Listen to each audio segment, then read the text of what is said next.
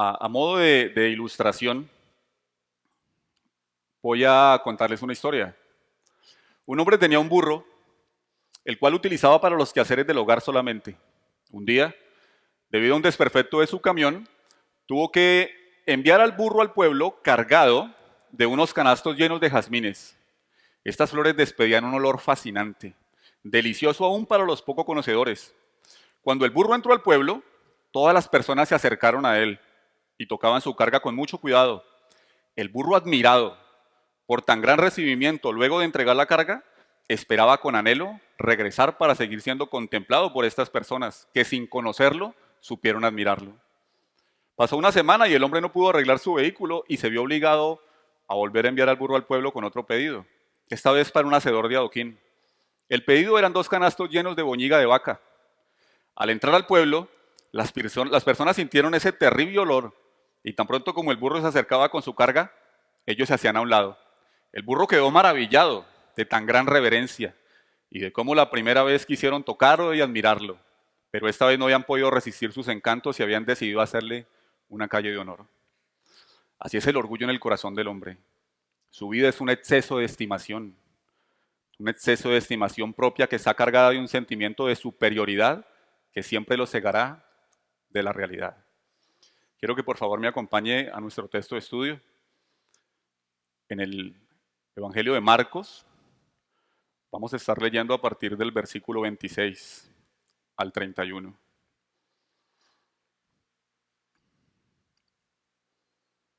¿Estamos ahí?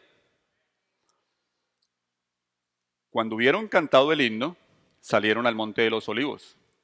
Entonces Jesús les dijo: todos ustedes os escandalizaréis de mí esta noche, porque escrito está: heriré al pastor y las ovejas serán dispersadas.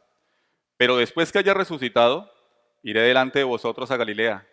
Entonces Pedro le dijo: aunque todos se escandalicen, yo no. Y le dijo Jesús: de cierto te digo que tú, hoy, en esta noche, antes que el gallo haya cantado 2 veces, me negarás 3. Mas él con mayor insistencia decía: si me fuera necesario morir contigo, no te negaré. También todos decían lo mismo. No sé si usted alguna vez ha pensado cómo sería la voz del Señor o cómo cantarían los apóstoles, si se escucharía su voz con tanta armonía como la de algunos hermanos aquí en nuestra iglesia local. Pues el versículo 26 nos dice: cuando hubieron cantado el himno, salieron al monte de los olivos. Tradicionalmente en la cena pascual en Israel se cantaban los himnos conocidos como Jalel, los cuales eran los salmos 113 al 118. Otros dicen que eran los salmos 115 al 118. De igual manera, todos tienen que ver con la alabanza a Dios por la liberación de la esclavitud egipcia por mano de Moisés. La costumbre judía era cantar antes de la cena los salmos 113 y 114 y los últimos 4, o sea, del salmo 115 al 118, al final. ¿Cómo vemos a Cristo en estos salmos? El Salmo 113 tiene como énfasis principal el levantar al oprimido. El Salmo 114 habla de la salvación de Dios al pueblo de Israel cuando lo sacó de Egipto y cómo lo condujo a la tierra prometida, una sombra de la verdadera salvación. El Salmo 115 enfatiza la adoración al verdadero Dios, al Dios vivo. Ahora tenemos acceso al lugar santísimo. El Salmo 116 es una acción de gracias por la liberación, libres del poder del pecado. El Salmo 117 es una celebración. Y Pablo cita ese salmo para demostrar que hoy tanto el gentil como el judío tiene acceso a la misericordia de Dios mediante la obra de Cristo. El Salmo 118 completa el grupo de cánticos Jalel. De él podemos decir que estuvo en boca del pueblo durante la entrada del Señor a Jerusalén. Sin embargo, en su contexto del Antiguo Testamento, este salmo se cantaba para alabar el fiel amor del Señor. El salmista cuenta cómo el Señor triunfaba sobre todas las naciones que rodeaban a Israel. Después se regocijaba en el hecho de que su salvación era la maravillosa obra de Dios. El tiempo de Cristo fue el final de la antigua Pascua y la celebración de la nueva. Ahora Cristo es nuestra Pascua. Uno de los himnos que Jesús entonó dice: y la fidelidad de Jehová es para siempre. Salmo 117:2. Y otro dice: alabad a Jehová, porque Él es bueno. Salmo 118, versículo 29. Es increíble pensar que estando a minutos de ser traicionado, arrestado, enjuiciado injustamente, abofeteado, escupido en el rostro, azotado, condenado a muerte y crucificado de la peor manera, sabiéndolo todo, aún así Jesús cantaba, y la fidelidad de Jehová es para siempre. Y alabad a Jehová, porque Él es bueno. El Señor sabía lo que había de sucederle. Qué gran ejemplo ante la adversidad nos dejó el Señor. Hoy estamos aquí, vivos, sanos y con techo. Mañana no sabemos, pero lo que sí sabemos es que adoraremos, porque al igual que el Señor cantaba, nosotros también podemos cantar la fidelidad de Jehová es para siempre. Hablando de la adoración, personalmente doy gracias a Dios por la himnología. Es maravilloso exaltar su nombre con todo el entendimiento. Muchos de los que estamos aquí venimos de este contexto donde adorar era mover las manos y sentir escalofríos y una serie de emociones. Al final terminas con los mocos como por acá y creyendo que habías adorado como nunca. Hoy nos reímos de eso y damos gracias a Dios por sacarnos de lugares así. Pero yo pregunto, allí cantábamos. Y cuando decían, el que no salte, no tiene a Cristo, nosotros saltábamos. Y en este lugar, donde por la misericordia de Dios vemos la reverencia y la solemnidad bíblica que en un momento como este merece, al sonar los himnos, muchos se quedan callados. No sé por qué y no estoy aquí para intentar averiguarlo o para especular el por qué. Solo voy a decir una cosa, yo tengo una voz que entre los hermanos es quizá la más fea y a la hora de cantar, ay mi hermano, es terrible.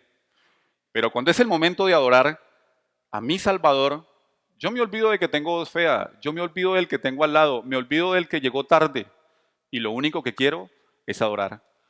Así que le invito a que en ese momento adore, adore con todo su corazón, con toda su fuerza y en pleno entendimiento que usted fue redimido y que manifieste este gozo de muchas maneras, entre ellas adorando a través de la himnología como lo hizo Jesús.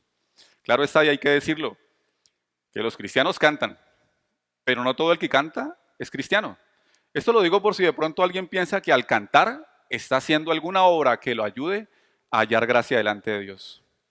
Luego de cantar y regocijarse, el Señor los mire y les dice, versículo 27, todos os escandalizaréis de mí esta noche, porque escrito está, heriré al pastor y las ovejas serán dispersadas. Al parecer lo que se entendió en ese momento de esto por parte de los discípulos fue que alguien se escandalizaría de él. Y como anteriormente, unos versículos antes del texto que estamos citando hoy, había hablado de la traición de Judas, ellos probablemente pensaban que estaba hablando de ese mismo acontecimiento. Pero el Señor no dijo, alguno de vosotros, o el mismo del que les hablé anteriormente, me traicionará. Él dijo, todos os escandalizaréis de mí esta noche. No sería al día siguiente o tiempo después, sería esa misma noche. Y sucedería porque así estaba escrito. El Señor cita al profeta Zacarías, capítulo 13, versículo 7. Le pido por favor que me acompañe allá. Zacarías 13, versículo 7.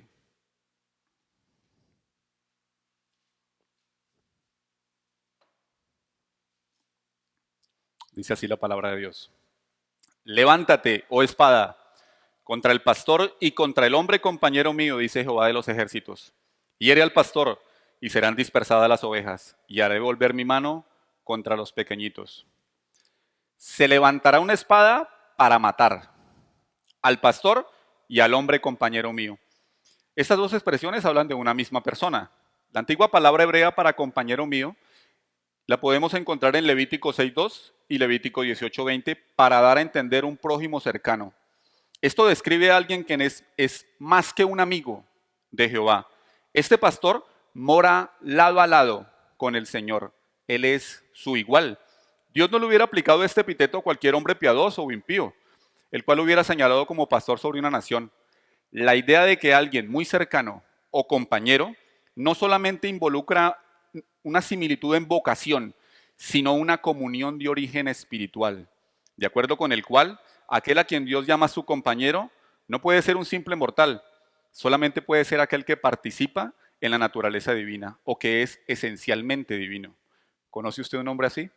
¿Conoce a alguien tan santo que desde la eternidad mora hasta la eternidad y que se hizo hombre para salvar a su pueblo de su pecado? ¿Conoce a alguien a quien se le puede llamar igual a Dios? por su vida, mi hermano, espero que lo conozca. Aquí la misma escritura nos muestra cuál es este compañero mío, que nos habla aquí el texto. Y lo hace un capítulo antes, poco más atrás de Zacarías 13, en Zacarías 12, versículo 10, dice, allí hablando al Señor a su pueblo y de la salvación futura que llevaría a cabo, nos dice en el versículo 10, y derramaré sobre la casa de David y sobre los moradores de Jerusalén espíritu de gracia y de oración, y mirarán a mí, a quien traspasaron, y llorarán como se llora por hijo unigénito, afligiéndose por él, como quien se aflige por el primogénito. Bendita soberanía de Dios, que al escoger para sí un pueblo de pecadores, por quien esté igual a él, sería traspasado, y a los cuales les daría fe para creer en él, fe porque dice, derramaré espíritu de gracia y espíritu de oración. Note por favor, que aunque aquí está hablando Israel, en el contexto más amplio lo está haciendo a sus escogidos. La obra de creer en Cristo no es nuestra. Usted no vino a Cristo. Usted no quería venir a Cristo. Y si usted no ha venido, la verdad es que usted tampoco quiere venir a Cristo. La obra, como lo dice Efesios 2, versículo 8, es solamente de Él. Porque por gracia somos salvos, por medio de la fe. Y esto no de nosotros, pues es don de Dios. El mundo dice, ¿y por qué hemos de ver a este traspasado? ¿Qué tiene que yo necesite? La respuesta está en Zacarías 13:1. Dice, en aquel tiempo habrá un manantial abierto para la casa de David y para los habitantes de Jerusalén, para la purificación del pecado y de la inmundicia. De este traspasado que es igual a Dios, brota un manantial que limpia los pecados. Recuerde que en la cruz del Calvario un soldado romano tomó su lanza y atravesó el cuerpo muerto de nuestro Señor. Y digo muerto porque la paga del pecado es muerte. Y ahí pagó por todos estos que había escogido. Murió tomando nuestro lugar en esa cruz, pero no quedó muerto, sino que resucitó y es poderoso para darle vida a todos los que en él confían. Este hombre que Dios Padre dice que es su igual, antes de ser traspasado, como vimos, debía quedarse primero solo. Todos aquellos que decían que eran sus discípulos, los que durante 3 años habían estado con él y visto sus obras y maravillas, lo dejarían solo. El Señor en Zacarías lo dice, y haré volver mi mano contra mis pequeñitos. Aunque la palabra que se usa aquí, según los eruditos, es no contra, sino sobre mis pequeñitos. De regreso a nuestro texto base, Marcos, el Señor les dice, todos os escandalizaréis de mí. Esta palabra escandalizaréis proviene de la palabra griega escandalizo, de donde viene nuestra palabra escandalizar, que significa hacer caer a una persona en pecado o hacer que alguien abandone su fe. Como lo dice la versión Dios habla hoy, todos ustedes van a perder su fe en mí. O la Biblia española, esta misma noche van a fallar todos ustedes por causa mía. Esta fue una palabra que cobró mucha relevancia en los primeros años de la historia de la iglesia cristiana, no solo por las persecuciones que se sufrían en esa época, sino por los problemas diarios que vivía un creyente. Muchos se escandalizaron, es decir, dejaron de creer o abandonaron su fe. Muchos hoy día leen esto en la Escritura, piensan que si ellos hubieran estado en esa época, nunca hubieran salido corriendo como lo hicieron los apóstoles con el Señor Jesucristo. Si hubieras estado ahí, si hubiéramos estado ahí, tanto tú como yo, hubiéramos corrido desde mucho antes.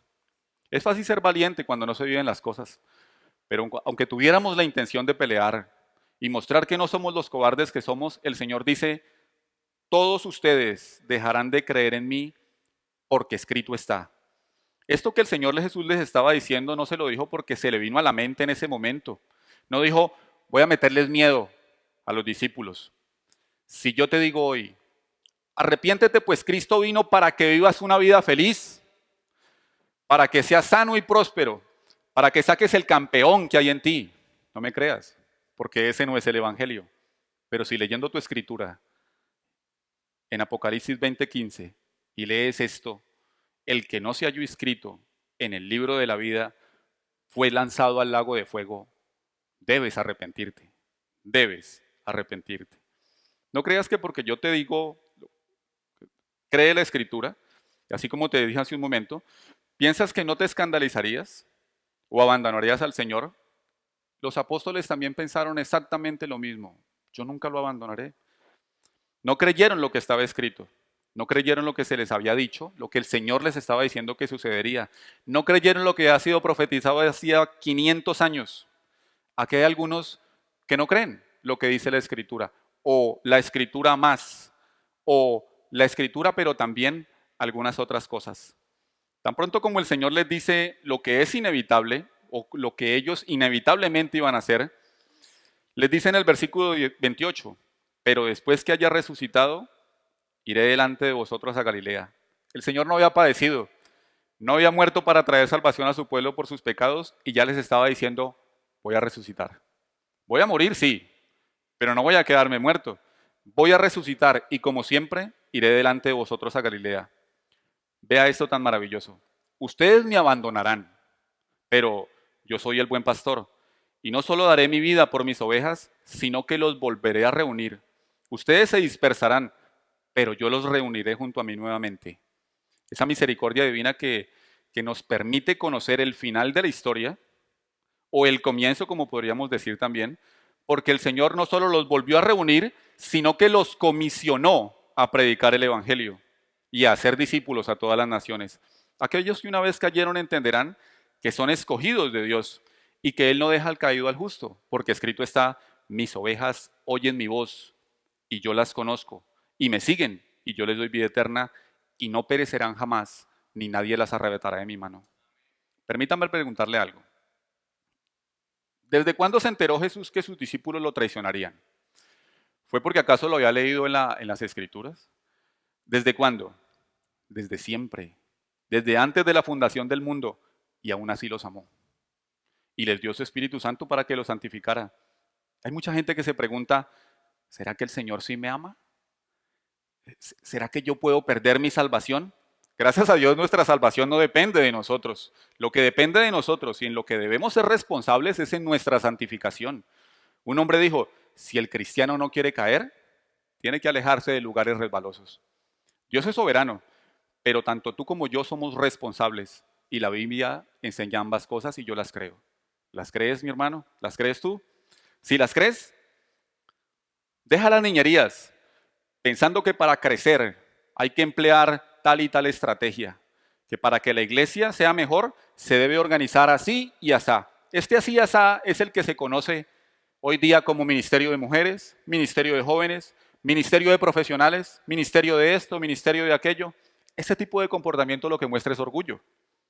Su sentido de juicio propio del que piensa así es superior y es tan fuerte que nunca se someterá realmente a la autoridad legítima, ni reconocerán que la decisión del grupo mayoritario, el grupo más grande, podría ser más sabia que su propio punto de vista. No ha confiado en lo que Santiago llama la sabiduría de lo alto, la que es primeramente pura, pacífica, mansa, abierta a la razón, llena de misericordia y de buenos frutos, imparcial y sincera, y una cosecha de justicia que es sembrada en paz por aquellos que hacen la paz.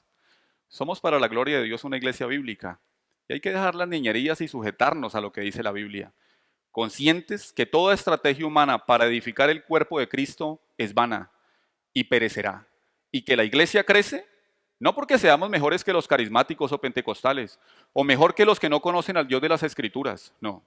La iglesia crece porque es el Señor el que cada día añade a aquellos que han de ser salvos y entienden que la vida que viven, la viven para su gloria, para su gloria. Él nos conoce y nos ama, y su amor es incondicional. Cuando dije que tal vez hoy en día muchos pensarían que no saldrían corriendo, no lo dije porque hoy día seamos más inteligentes o menos cobardes, lo dije porque los discípulos pensaron exactamente lo mismo.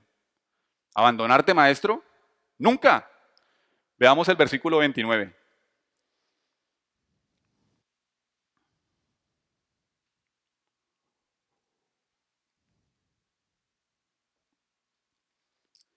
Entonces Pedro le dijo, aunque todos se escandalicen, yo no.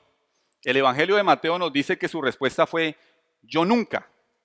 Para poder entender la magnitud de las palabras del apóstol Pedro, vamos a ver por un momento brevemente algo acerca de la veracidad de las Escrituras. Son citas que ustedes conocen perfectamente, no hay necesidad de ir allá. Primera de Timoteo 3:16 dice, toda la Escritura es inspirada por Dios y útil para enseñar, para redarguir, para corregir, para instruir en justicia. Números 23, 19 dice, Dios no es hombre para que mienta, ni hijo de hombre para que se arrepienta. Segunda de Samuel 7, 28. Ahora pues, Jehová Dios, tú eres Dios, y tus palabras son verdad. Y podríamos citar cualquier cantidad de textos que nos enseñan que la Biblia es veraz. Como correctamente lo expresa nuestra Confesión de Fe de Londres, hablando de la Escritura, desde la Escritura, cito, así que las Sagradas Escrituras constituyen la única regla suficiente, segura e infalible en todo conocimiento, fe y obediencia salvadores, y todo el consejo de Dios tocante a todas las cosas necesarias para su propia gloria. La salvación del hombre, la fe y la vida está expresamente expuesto o necesariamente contenido en las Sagradas Escrituras. Esto lo podemos encontrar en el capítulo 1, párrafo 1, la primera parte, y el párrafo 6, la primera parte.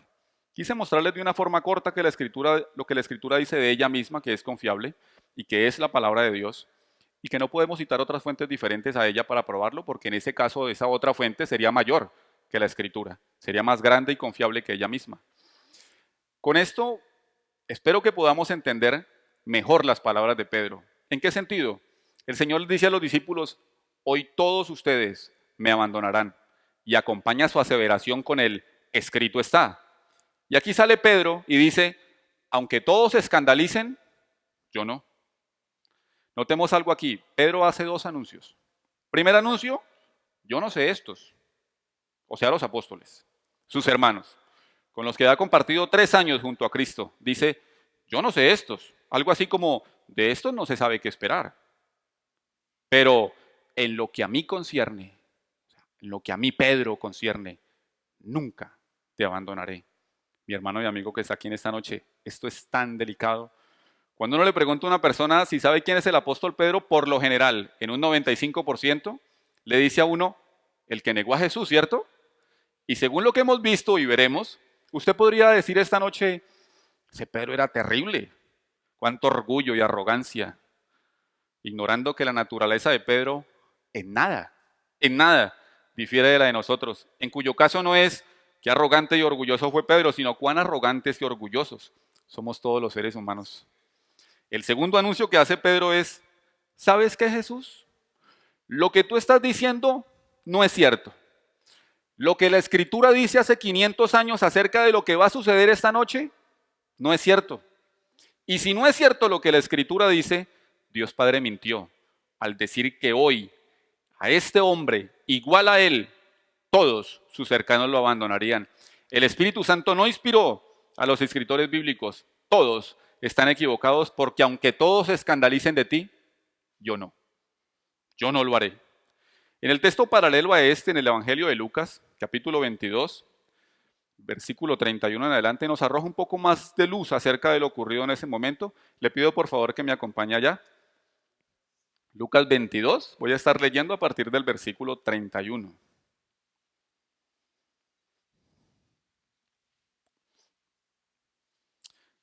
¿Estamos ahí? Dijo también el Señor, Simón, Simón, he aquí Satanás os ha pedido para zarandearos como a trigo, pero yo he rogado por ti, que tu fe no falte, y tú una vez vuelto, confirma a tus hermanos. Él le dijo, Señor, dispuesto estoy a ir contigo no solo a la cárcel, sino también a la muerte. Y él le dijo, Pedro, te digo que el gallo no cantará hoy antes que tú me niegues 3 veces, que tú niegues 3 veces que me conoces. Aquí tenemos un detalle que no aparece ni en el Evangelio de Marcos ni en Mateo. La Escritura nos dice que el Señor le dice a Pedro que va a ser sacudido y usa el término zarandear o pasar por una zaranda. Para las personas que no de pronto desconocen qué es una zaranda, digamos que es una especie de colador, como el que se usa en la cocina, pero un poco más grande. Zarandear es limpiar el grano pasándolo por la zaranda. Es sacudir el trigo con el propósito de separarlo de la paja.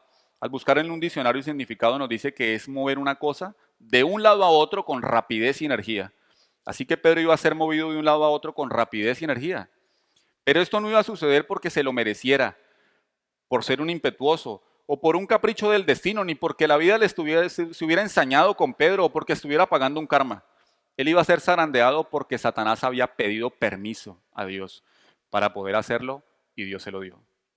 El Señor todo hermoso en el versículo 32 le dice, Pedro, yo he rogado por ti que tu fe no falte. Jesús se interpuso en oración para que Pedro y los discípulos tuviesen la oportunidad de restauración. Pedro, vas a pecar, pero por mi intercesión tu fe no faltará. Son muchas las cosas que suceden en nuestra vida y en la iglesia que no entendemos, ni por qué Dios las permite, pero podemos estar seguros que Jesús intercede por nosotros. ¿Dónde encontramos esto? Hebreos 7:24, permítame, yo se lo leo. El escritor bíblico, hablando del Señor Jesucristo, nos dice: pero por cuanto permanece para siempre, tiene un sacerdocio inmutable, por lo cual puede también salvar perpetuamente a los que por él se acercan a Dios, viviendo siempre para interceder por ellos. Por otra parte, debemos recordar que Pedro estaba muy seguro de sí mismo, de lo que creía, y que jamás negaría al Señor. No, Señor, ni el mismísimo Satanás puede hacerme caer. Cuánta fanfarronería. En ese momento su confianza descansaba en él y no en Dios. Y por lo tanto necesitaba esta sacudida para que se desprendiera esa autoconfianza. ¿Cómo pudo llegar Pedro a este monumental error? La respuesta la encontramos en el único libro que tiene todas las respuestas, la Biblia. En este caso, Proverbios capítulo 16, versículo 18. Lo voy a leer en la versión de la Biblia de las Américas. Delante de la destrucción va el orgullo, y delante de la caída la altivez de espíritu. Comentando este texto, Matthew Henry dice: cuando los hombres desafían los juicios de Dios y se piensan a sí mismos lejos de ellos, es una señal de que estos juicios están en la puerta. Repito, cuando los hombres desafían los juicios de Dios y se piensan a sí mismos lejos de ellos, es una señal de que están a la puerta. Cuando trabajé en los campos de arroz, había una planta que crecía juntamente con el arroz. Iba a la par con él. La conocíamos con el nombre de mechudo. Cuando veías el arroz y el mechudo, eran iguales. Pero cuando llegaba el tiempo de cosechar, un simple vistazo bastaba para identificar plenamente al impostor. Las espigas de arroz estaban llenas de granos y no podían permanecer erguidas, mientras que el mechudo se mantenía erguido, recto y sobresaliente. ¿Por qué? Porque no tenía fruto que lo hiciera pesado y así doblarse como el arroz original, cuyas vainas estaban llenas de grano. Esto perfectamente puede recordarnos la parábola del trigo y la cizaña, pero yo la cuento con arroz porque yo nunca trabajé en un campo de trigo, trabajé en los campos de arroz. El hombre orgulloso es aquel que tiene un exceso de estimación a sí mismo y hacia sus propios méritos, por los cuales se cree superior a los demás y que muchas veces ni viendo los hechos cree. Cristo mismo le profetizó a Pedro lo que había de suceder y no creyó.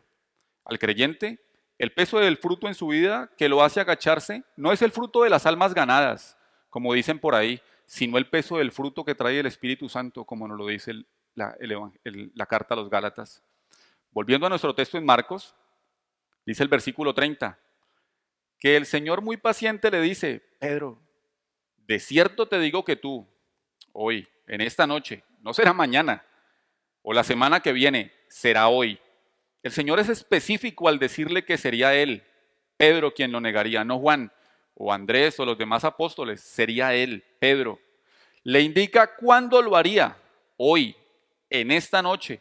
Le hubiera podido decir: al amanecer me negarás, pero le enfatiza la cantidad de veces que lo haría. No me negarás una o dos, me negarás 3 veces. ¿Cuánta dureza hay en nuestros corazones? Muchas veces pecamos no una, como Pedro, ni 2, ni 3, sino muchas veces. Y otros, como está escrito, nunca cesan de pecar.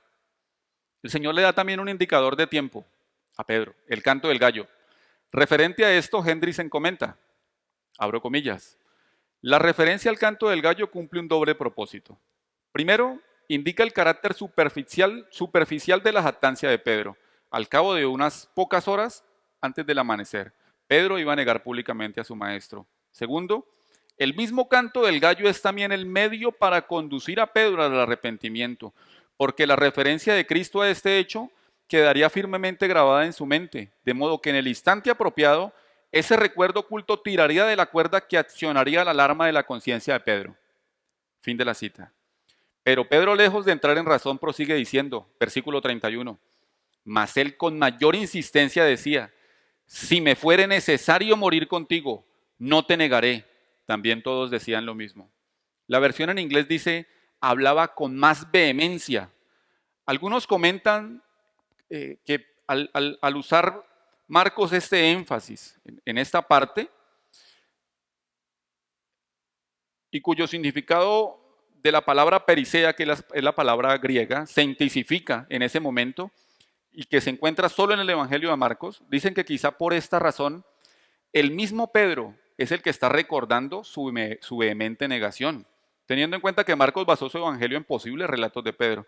Si es así no lo sabemos y pues no es bueno especular. Lo que sí podemos decir es que la insistencia de Pedro al hablar con el Señor bien podría recordarnos un niño pidiendo algo a su padre y que al final, en vez de un merecido barazo, el padre termina cediendo a los caprichos de su hijo porque está agotado de oír lo mismo. Sería algo más o menos así el actuar de Pedro. Él quería convencer a Jesús a toda costa, al punto de decir, aunque tenga que morir contigo, no te negaré. Y en esta parte no fue solo Pedro, pues el texto nos dice al final que también todos decían lo mismo. No que dijeran las mismas palabras de Pedro, sino que su actitud era la misma. Es probable que no quisieran quedarse atrás en comparación con Pedro y terminaran en el mismo error que él. Ellos debieron temblar por lo que Jesús les había dicho que sucedería, pero en vez de eso tuvieron una actitud de insolencia y de arrogancia.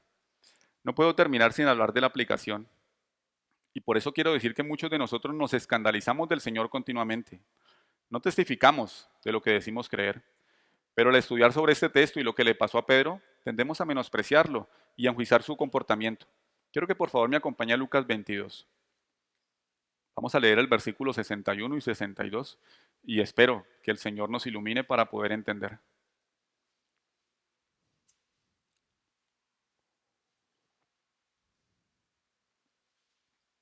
Versículo 61. Entonces vuelto el Señor, miró a Pedro, y Pedro se acordó de la palabra del Señor que le había dicho, antes que el gallo cante, me negarás 3 veces. Y Pedro saliendo fuera lloró amargamente. Nos dice mucho de Pedro este relato, pero solo diré que haberle fallado a Dios le causó un dolor intenso. Al ver los ojos de Jesús puestos sobre él, fue tal su convicción de pecado que rompió en llanto. No fueron lágrimas de cocodrilo, sino que lloró con amargura por haberle fallado a su maestro en la forma en que lo hizo. Muchos creen que Dios no los ve cuando pecan. El pan en lo oculto le sabe a gloria, pero este placer es engañoso e insatisfactorio, vacío y miserable. Esta es la propuesta del pecado. Lo que no sabes es que esto que haces en lo oculto es la tarjeta de invitación de Satanás al infierno. Voy a citar al pastor Sugel Michelén, el cual da una definición que a mi modo de ver podría ayudarnos a comprender mejor de lo que estamos hablando. Cito, este pasaje nos enseña que en medio de la tentación, la sinceridad de nuestro amor por Cristo será completamente inútil y vano si no descansamos por completo en la gracia preservadora y capacitadora de Dios. Fin de la cita. Hoy debemos ver la escritura y preguntarnos si Pedro fue sincero en su actuar o si por el contrario estaba haciendo un casting en busca de un Oscar divino. Es más, permítame le pregunto, ¿es usted sincero cuando le dice a Dios que lo ama? Es muy fácil pensar mal del actuar de Pedro, pero ¿y qué de nosotros? El amor de Pedro era real y por eso fue su reacción. Yo jamás, Señor. Su amor era real. No piense que las palabras de Pedro eran mentira o eran para impresionar a Jesús. Pedro estaba seguro que podía dar su vida por Cristo en la misma manera que usted puede pensar ahora que usted da su vida por Él. Pero entonces, ¿qué fue lo que pasó? Pedro se apoyó en su propia prudencia y se descuidó. Bajó la guardia. Y no solo él, sino todos los apóstoles. Sentían que eran sinceros y lo eran, pero creyeron que por ser sinceros también eran fuertes espiritualmente. Y no importa cuán fuertes nos sintamos o qué tan sinceros seamos, todos somos débiles cuando nuestra fortaleza está sostenida por nosotros mismos. Tu orgullo ahora mismo te puede estar diciendo, tú no eres orgulloso. Y como la planta de arroz que le describí, yergues tu cabeza y te resistes a cambiar lo que sabes que debes cambiar. Si lo que haces en tu día a día no te acerca al Señor, es porque te está alejando de Él. Nuestra naturaleza pecaminosa permanece en nosotros, aún está ahí. Solo tenemos que alimentarla un poco, solo un poco, y se abrirá una hendidura que al final se convertirá en una grieta que no se llenará con nada.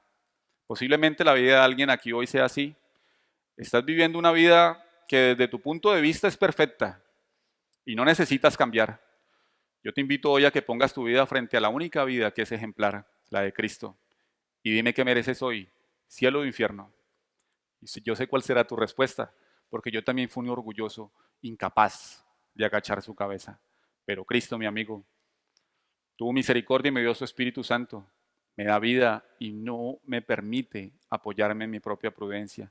Me enseña a vivir sujeto a lo que su palabra me enseña. Y cuando el mundo viene con sus cosas, yo no me quedo a ver qué tan valiente soy. Yo huyo de ese lugar. Hoy quiero invitarte a que huyas del pecado que te consume y vengas a los brazos de Cristo. Cree el Evangelio.